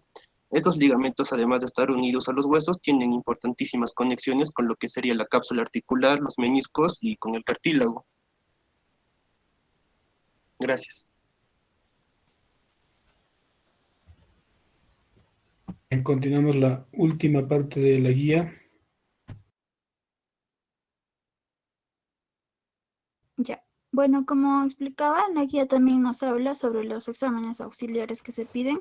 En el caso de la patología clínica, se van a solicitar los exámenes prequirúrgicos basales, ¿no? Como es lo que es el hemograma, el perfil de coagulación, la glucosa, ureacreatinina, examen de orina, grupo sanguíneo y factor RH. Y entre otros exámenes de laboratorio, dependiendo de las comorbilidades de los pacientes. Siguiente, por favor. Entonces, en los exámenes auxiliares de imágenes, vamos a tener lo que sería la radiografía simple en una incidencia frontal, lateral y oblicua. También la tomografía espiral multicorte con una reconstrucción 3D para la determinación de la afección articular, ¿no? Como sería el hundimiento, conminución, diástasis, gradas y de los fragmentos. También lo que sería la resonancia magnética nuclear para la determinación de las lesiones meniscales y ligamentarias asociadas. Y en cuanto a los exámenes especializados complementarios, tendríamos a la angiografía ante una sospecha de una lesión neurovascular y a la resonancia magnética, ¿no? Según la evaluación del paciente ante las sospechas de los ligamentarios de la rodilla. Siguiente, por favor. Entonces, vamos a tener la guía nos va a dar la evidencia de una radiografía simple en proyecciones antero-posterior, lateral y oblicua externa e interna. Estas últimas son las más útiles para poder observar lo que es el grado de hundimiento y el desplazamiento de la fractura. Dentro de otra evidencia tenemos a la tomografía espiral multicorte, que es la prueba más sensible para conocer la afección multifragmentaria de la meseta de tamaño de los fragmentos y el grado de hundimiento, ¿no? Además también que nos permite indicar y planificar la cirugía. También la resonancia magnética nuclear, que puede ser útil para detectar lo que son las lesiones ligamentosas o meniscales asociadas debido a una dificultad que nos pueda conllevar a la exploración física por el dolor y la movilidad anormal existentes. La presencia también de lesiones de tejidos blandos verificadas por la resonancia magnética que no afectó significativamente la puntuación de COS, ¿no? Que es la puntuación de resultados de las lesiones de la rodilla y de la osteoartritis, que sea informada por el paciente 12 meses post cirugía. Siguiente, por favor. La arteriografía también dentro de la evidencia que está indicada como cuando hay una alteración en los pulsos distales o ante una sospecha de una lesión arterial, sobre todo en lo que son fracturas de alta energía de la meseta interna y también en el diagnóstico vascular rápido con una angiografía, ¿no? Va a ser crucial ante la sospecha de una lesión vascular. Y como recomendación, solicitar la radiografía simple en proyección anteroposterior de la rodilla y en una proyección lateral y oblicua. Siguiente, por favor. También como recomendación nos dice solicitar lo que sería una tomografía espiral multicorte con reconstrucción tridimensional en todos los pacientes con fractura de meseta tibial. La resonancia magnética nuclear no va a estar indicada de forma rutinaria y también se recomienda lo que es solicitar una angiografía ante la sospecha de una lesión vascular, como ya mencionamos. Siguiente, por favor.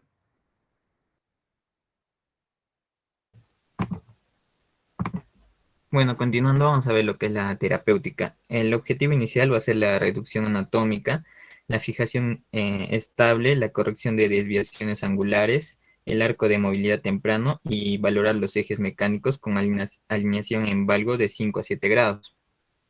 En cuanto al tratamiento inmediato, se debe realizar una férula larga en 20 grados de flexión de la rodilla y se debe aplicar hielo local y hacer un drenaje del hermatrozo. En cuanto a las fracturas de alta energía que cursan con lesión vascular, así como fracturas con luxaciones o síndrome compartimental, deben tratarse de forma urgente haciendo control de daños y manejo por etapas.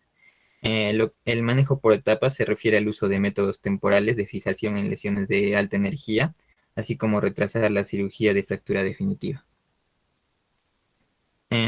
En cuanto al tratamiento quirúrgico, este está indicado en fracturas con marcado desplazamiento que tengan más de 5 milímetros de hundimiento, en fracturas asociadas con más de 10 grados de varo o valgo, en fracturas de cuña posterior, en fracturas con lesión del menisco, en fracturas que afectan el platillo medial, en fracturas abiertas, en síndrome compartimental agudo y en fracturas con lesión neurovascular asociada.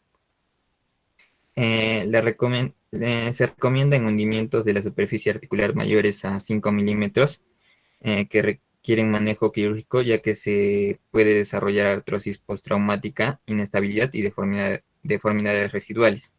En cuanto a la evidencia, nos dice que no hay evidencia suficiente para favorecer un método de fijación sobre otro. Sin embargo, la evidencia apoya los enfoques mínimamente invasivos. También nos menciona que no hay evidencia suficiente para determinar el mejor método para llenar los vacíos metafisarios. Sin embargo, la evidencia apoya los enfoques mínimamente invasivos y el uso de sustitutos óseos. Bien, el tratamiento. Ahora vamos a ver el tratamiento según el tipo de fractura. La fractura de Schatzker 1. Las fracturas no desplazadas en pacientes de baja demanda pueden tratarse con un aparato ortopédico estabilizador del plano coronal con restricción de la carga del peso, como una ortesis.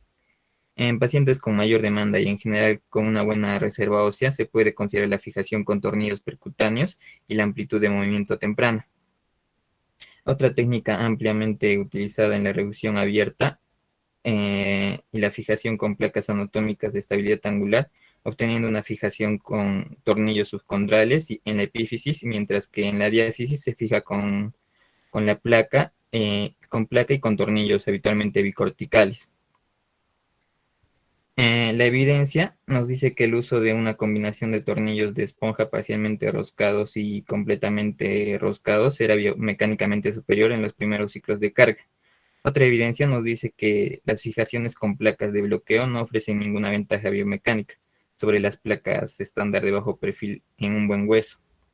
Sin embargo, las fijaciones con placa de bloqueo pueden permitir una carga más temprana.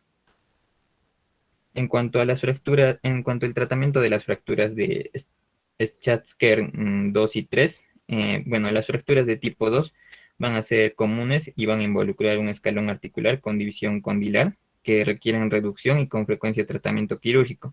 Y las fracturas de tipo 3 van a involucrar un escalón articular en ausencia de una división condilar y son menos comunes. El enfoque tradicional ha sido elevar la superficie articular, reducir la división condilar donde está presente y llenar el vacío metafisiario resultante con un injerto óseo. A esto clásicamente se sigue con la aplicación de una serie de tornillos subcondrales y una placa antideslizante. La evidencia nos dice que los pacientes tratados con fijación interna con ayuda de artroscopía vuelven al deporte mucho antes que los tratados con reducción abierta estándar y fijación interna. En cuanto al tratamiento de fracturas Schatzker 4, en las lesiones de tipo 4, que mayormente son casos de mecanismo de alta energía y presentan desplazamiento, se les debe dar un tratamiento quirúrgico para evitar consolidaciones defectuosas como deformidades en varo. Estas lesiones frecuentemente se van a asociar a daño del complejo ligamentoso lateral, de modo que pueden considerarse fracturas luxaciones. En estos casos, las lesiones de partes blandas determinan el momento de la cirugía y pueden requerir estabilización provisional con un fijador externo. La evidencia nos dice que la fractura del cóndilo medial suele ser posteromedial y no puramente medial. En cuanto al tratamiento de las fracturas Schatzker 5 y 6, estas, al ser fracturas con minutos de alta energía, van a afectar tanto a las mesetas medial como lateral, con o sin compromiso metafisario. Las fracturas bicondilares también pueden afectar el tubérculo tibial, lo que representaría una alteración del mecanismo extensor y justificaría la estabilización quirúrgica. La lesión de los tejidos blancos a menudo va a requerir un tratamiento por etapas. Va a existir un consenso sobre los objetivos operatorios. Estos van a ser la restauración de la congruencia articular, el mantenimiento de la estabilidad articular y la restauración de la alineación mecánica con un mínimo trauma en tejidos blandos. El abordaje clásico es una combinación de incisiones medial y lateral para abordar la rotura articular y el uso de doble placa. En pacientes de edad avanzada, con estas fracturas complejas, en un contexto de escasa reserva ósea o con osteoartritis, se tratan mejor con una artroplastia total de rodilla primaria, permitiéndonos soportar el peso completo. La evidencia nos dice que el tratamiento por etapa va a reducir en un 10% las complicaciones con una selección cuidadosa de los pacientes y una disección mínima de los tejidos blandos. También indica que del 20% de las fracturas de ambos platillos tibiales presenta un fragmento de la tuberosidad anterior de la tibia y la fijación de este fragmento con tornillos de 3.5 milímetros o una placa de 1/3 de tubo bloqueada es una técnica eficaz para la estabilidad adecuada del fragmento. Bien, ahora vamos a hablar sobre los efectos adversos o colaterales, que es importante mencionar, que vamos a tener a las artrosis postraumáticas, al aflojamiento de implante, a las rupturas de implante, a la exposición de material, a las infecciones y lesiones neurovasculares. Siguiente, por favor. Como signos de alarma, por la fractura per se, pueden presentarse eventos tromboembólicos, dependiendo de la energía del traumatismo de lesiones en partes blandas, hasta síndromes compartimentales.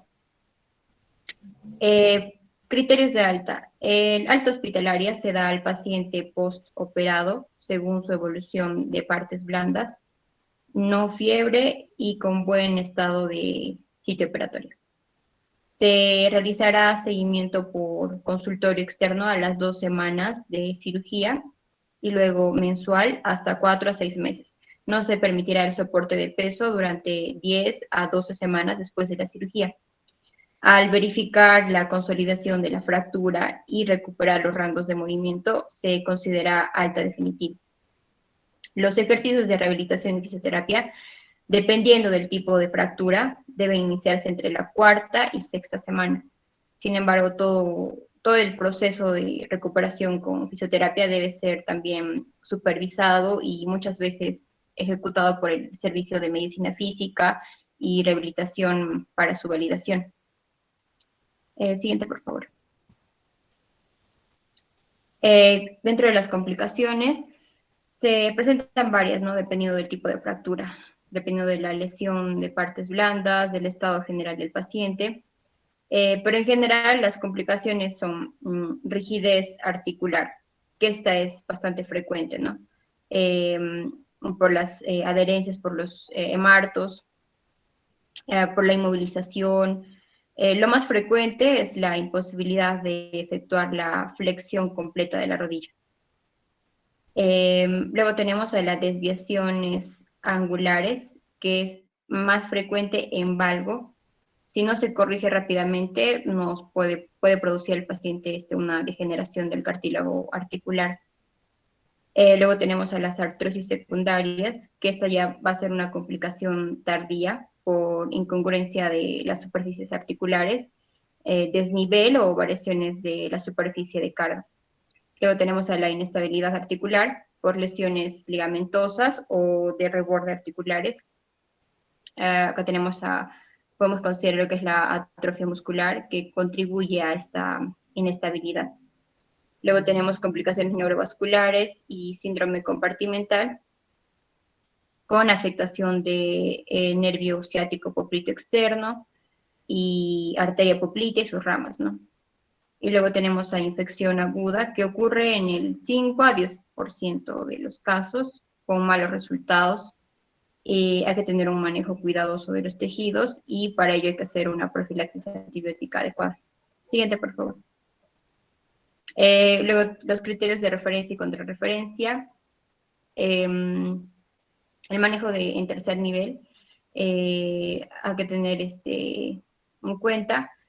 Nos ponía acá el ejemplo del Hospital Nacional 2 de Mayo, que es de referencia a nivel nacional, por lo que brinda el manejo de alta complejidad, por lo que se van a recidivar pacientes con fractura de platillo tibial, con necesidad de quirúrgica, con Schatzker 4, 5 y 6, que tengan necesidad de uso de arco en C, porque el centro de referencia no cuenta con dicho equipo, que el hospital referirá a los pacientes cuando se haya definido y ejecutado el manejo de la fractura, y que el hospital no cuente con una sala de operaciones disponible debido a demanda y o necesidad de otras especialidades.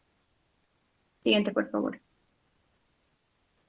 Luego tenemos criterios del manejo en segundo nivel, que básicamente acá nos habla la contrarreferencia que se logra al postoperatorio a un hospital de segundo nivel que cuenta con traumatología y medicina física para su seguimiento posterior al primer control postoperatorio. Siguiente, por favor. Y en manejo en primer nivel, un paciente con alta definitiva del servicio de traumatología y de medicina física del segundo nivel. Siguiente, por favor. Acá tenemos un flujograma que nos habla en la parte superior. Vamos a ver, ante una sospecha de fractura de tibia proximal, vamos a realizar la anamnesis, como mis compañeros han estado explicando, la exploración física, y nos vamos a ayudar en lo que es las radiografías. Si vemos lo que es la fractura articular, vamos a hacer uso de la TEM con reconstrucción 3D, y así poder clasificar, hacer la clasificación tomográfica, ¿no? de Schatzker y Fury, que son las más usadas, como mencionó mi compañero. Hacer importante la evaluación de las partes blandas y ver si hay fractura expuesta o si hay fractura cerrada, ¿no? Y en caso de fractura cerrada, hacer clasificación de Cherny, que es la que vemos en el cuadro al costado, que es la clasificación de las partes blandas en las fracturas cerradas, que básicamente nos divide en 4 grados. Grado 0, que son partes blandas indemnes. Grado 1, con contusión desde dentro y con una abrasión superficial. Grado 2, con una abrasión profunda, contaminada, significativa, y edema próximo al síndrome compartimental, contusiones extensas de la piel y de los muslos, y por último grado 3, con una necrosis cutánea o muscular, despegamiento cutáneo o muscular, amplia contusión o aplastamiento, daño muscular que puede ser intenso, lesión vascular y o síndrome compartimental. Luego de hacer ayudarnos esta clasificación, entonces vamos a determinar si esto es grado 0 a 1, vamos a ver si necesita un tratamiento no quirúrgico, pues vamos a hacer una inmovilización con yeso muslopedio y hacer controles por consultorio externo. Y si necesita tratamiento quirúrgico, vamos a hacer una decisión de fijación decisión de medios de fijación, planificación y cirugía. Y para posteriormente la alta hospitalaria y hacer controles por consultorio externo. Y si esta clasificación de Cherny es de 2 a 3 grados, vamos a hacer manejos por etapas. Hay que hacer una evaluación muy importante por cirugía vascular, de ser necesario hacer una fijación externa y hacer uso de una férula de yeso. Luego, posteriormente, hacer el tratamiento definitivo, osteosíntesis y fijación externa. Y importante también los controles por consultorio externo. En caso de que no, al hacer la radiografía, tener la anamnesis, exploración física, la fractura, esto nos da resultado que no hay una fractura articular, pues hay que hacer uso de los diagnósticos diferenciales que hemos estado mencionando. Siguiente, por favor. Eso sería todo. Gracias. Ya, mucho mejor. En todo caso, ya para culminar la sesión de hoy día, respecto a las rotaciones, ya nos queda poco tiempo para el término del curso, entonces se van a distribuir de la siguiente forma. Ponga mucha atención. Shirley, ¿me está escuchando? Ya. Tengo entendido que algunos no están por acá, algunos están lejos, etcétera. Ya, entonces por esa razón, de la siguiente forma van a ser las rotaciones. El día de mañana, que es sábado, ya se tiene que dar tiempo, 10 de los compañeros de ustedes que se inscriban en una lista que tú lo vas a tener. Ya, los 10 alumnos, los 10 primeros alumnos que se inscriban van a hacer mañana la práctica. Ojo que la práctica es calificada. ¿Qué significa eso? Por ejemplo, hoy día han expuesto, por ejemplo, guía práctica clínica de fracturas de Schatzker, las fracturas de meseta tibial. Entonces, si por ejemplo uno de ustedes, el que haya expuesto, digamos, Juan, que haya expuesto el tema, o que haya hecho el tema, mañana lo que voy a hacer es simplemente indicarles, a ver, el alumno Juan ha expuesto, que me diga cuál es el tema que ha expuesto, ¿no? El doctor ya ha expuesto la guía práctica clínica de meseta tibial, ya, excelente, perfecto. Entonces, sobre lo que ha expuesto voy a preguntarle alguna situación y sobre esa misma situación le voy a indicar cómo se hace una inmovilización rápida nomás, inmovilización temporal, que puede ser con férula o que puede ser con vendaje. Por tanto, deberán traer para mañana solo las vendas elásticas como tal, ¿ya? Vendas elásticas de 6 pulgadas en el caso de los que hayan hecho miembro inferior y vendas elásticas de 4 pulgadas en el caso de los que hayan hecho miembro superior. ¿Ya? Entonces, esa es la forma como van a traer cada uno de los que van a venir mañana, me van a traer una bendita, para que con esa bendita les enseñe la técnica de realización de vendajes por el día de mañana. Y además de eso, me tienen que, obviamente, digamos, el que ha hecho hoy día su exposición, se supone que ya se la sabe, ¿no? Ya conoce, o sea, si, digamos, lo ha hecho hace un mes su exposición, simplemente lo que tiene que ser un repaso rápido, violento, es el tema que han expuesto su grupo, ¿no? Entonces, eso. Y lo único que tiene que hacer, por ejemplo, un ejemplo les digo, en este caso, por ejemplo, el alumno que ha expuesto el día de las fracturas de platillo tibial, lo que tiene que hacer es leerme, eso sí tiene que leerme, cómo se realizan los vendajes e inmovilizaciones en este caso, si ha hecho fracturas de meseta tibial, de la rodilla tendría que hacerlo, ¿no? Cómo se realizan los vendajes, ¿no? Entonces, en conclusión, 3 cosas debe tener en claro el alumno para mañana, los 10 alumnos que van a venir mañana. Número 1, deben indicar qué segmento han expuesto, ¿ya? Y de lo cual le voy a hacer una pregunta, simple y sencillo. 2, deben leer qué vendaje o inmovilización conocen al respecto del tema que han leído. O sea, si es rodilla, leerán pues entonces inmovilización en rodilla, con vendajes sobre todo, ¿ya? Entonces, ya me hablarán verbalmente, oralmente, lo que hayan leído. Y tercero, eso lo vamos a replicar, de acuerdo a lo que ya te mencioné en los grupos siguientes.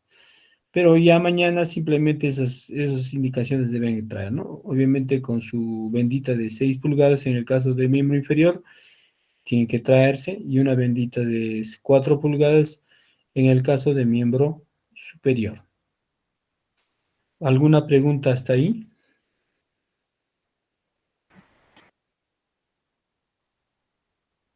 Ya, los 10 alumnos primeros que se inscriban van a estar de mañana hasta a las 5 de la tarde. Te voy a indicar el lugar luego, o si no, ya tienes, anótalo. Es de la puerta de emergencia del seguro al frente. Hay un edificio, edificio Cusco. ¿Ya? En el tercer piso, está mi consultorio. En ese punto los voy a ubicar. Me tienen que llamar, me tienes que dar obviamente ya la lista, y según esa lista ya les voy a empezar a tomar la evaluación práctica. Y obviamente van a hacer la evaluación práctica también. ¿Ya? ¿Alguna otra pregunta?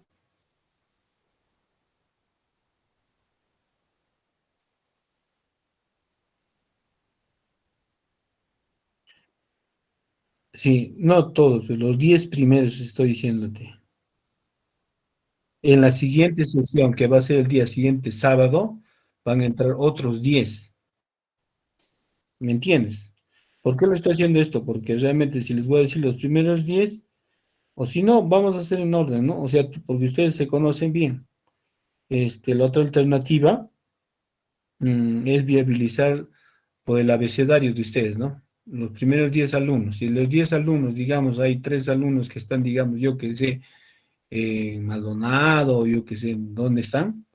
Entonces se actúa ese alumno. Entra el siguiente. En ese orden pueden ser también. Eso ya los dejo a alternativa de ustedes. Pero yo lo que mañana quiero son 10 alumnos. Y el siguiente grupo, ya la siguiente semana, ya no me puede haber excusa ya. No puede haber excusa de que no van a poder venir los otros 10, ya, porque es anticipadamente que ya les estoy indicando que tienen que venir la siguiente semana, el siguiente sábado. Mm, ¿Alguna pregunta?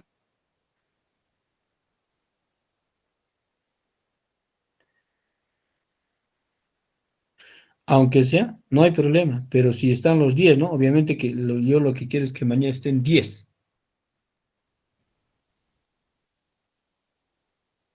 Ya, eso coordínalo internamente con todos.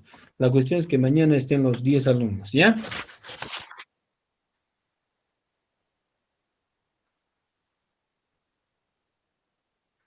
Ujú.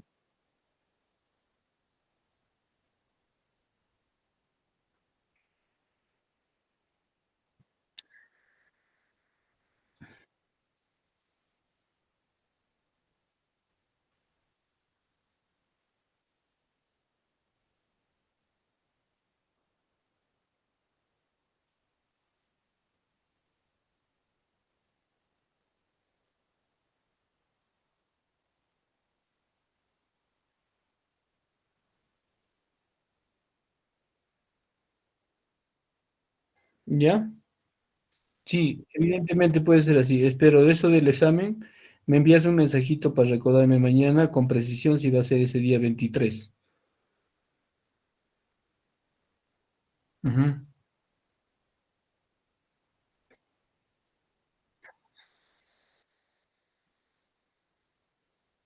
O sea, nosotros, a ver, para entender, hemos puesto el 23 de junio, ¿no? A ver, viene, vamos a resolver bien sobre el asunto. Espera un ratito, voy a verificar mi horario, que esté a disposición, pero porque posiblemente ya les había dicho esta segunda parcial ya va a ser presencial. Lo único que me tocaría concertar es con la universidad para hacer el lugar, del lugar y el momento. A ver, estamos hoy día. Sí,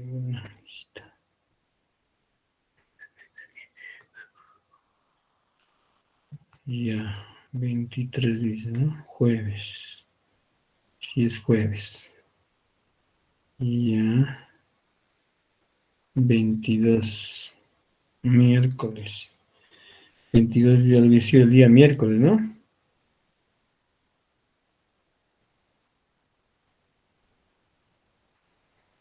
Ya tendría que ser el día 22 entonces, el examen.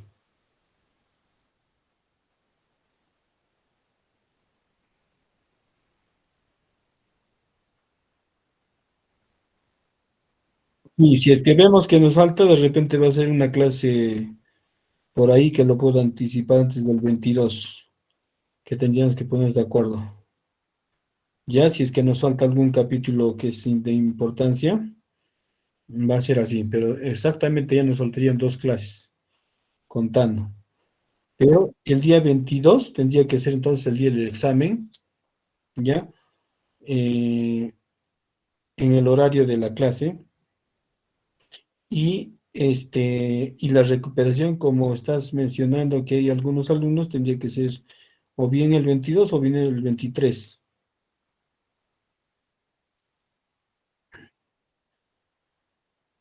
El día, claro, hasta el 23 es para subir las notas. Ya, ya.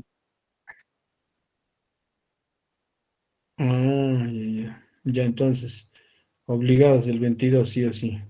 Y en la tardecita tendríamos que estar dando la parte del este y ya los recuperatorios. Ujú. Así sería.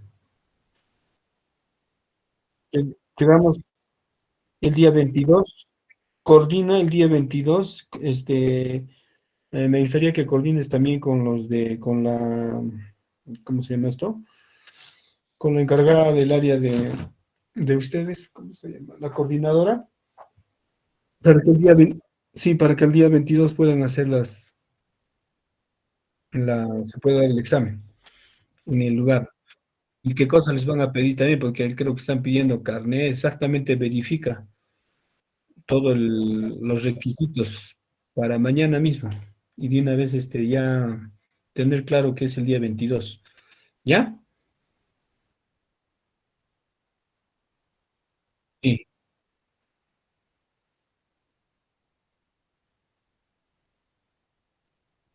No,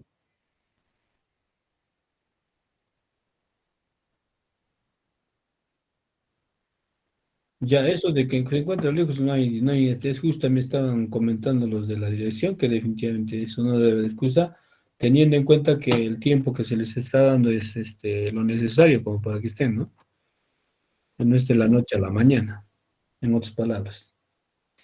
Entonces, desde ese punto de vista, solamente quiero que me averigües para mañana qué requisitos están pidiendo exactamente para el ingreso a las aulas y de acuerdo a eso veremos, confirmaremos si va a ser en ese lugar o de repente lo vamos a hacer. También estaba viendo otra posibilidad. En el seguro tenemos un área muy grandecita que pueden ingresar de repente ahí todos para tomarles el examen.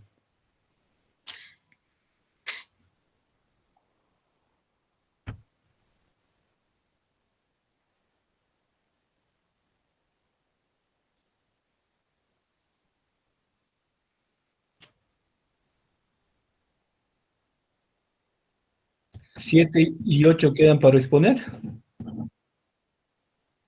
No. Ya.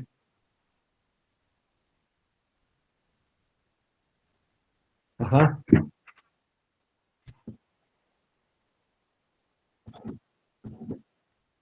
A ver, vamos a entendernos. El grupo 4, ¿qué hacía?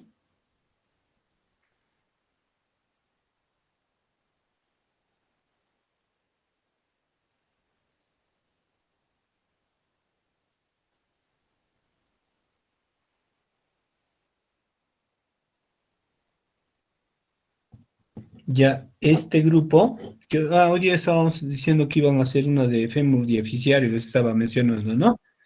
Ya no, van a hacer mejor se va a cambiar de ese grupo el tema. El tema va a ser de ellos, planificación operatoria de las artroplastías de rodilla. Ya anótalo bien, ¿eh? Este grupo 5 me va a hacer de las artroplastías de rodilla. Como planificación, no es guía. En el caso de ellos es planificación. Así como uno de sus compañeros me hizo una de planificación de cadera, que ya le dije que tiene que hacerlo nuevamente. Este grupo de 5 tiene que hacerme de rodilla, pero mucho mejor, obviamente. ¿Ah? Si son algo de 5, creo que son en el grupo.